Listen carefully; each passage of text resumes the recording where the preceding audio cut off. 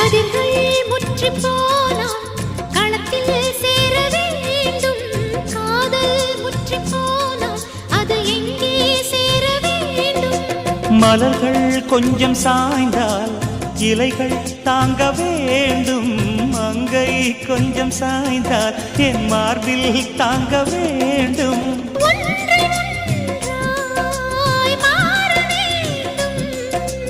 உன்னில் என்னை தேட வேண்டும்.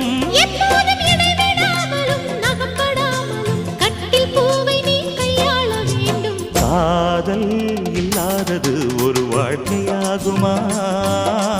கண்கள் இல்லாமலே ஒரு காட்சி தோன்றுமா? காதல் இல்லாதது ஒரு வாழ்க்கையாகுமா?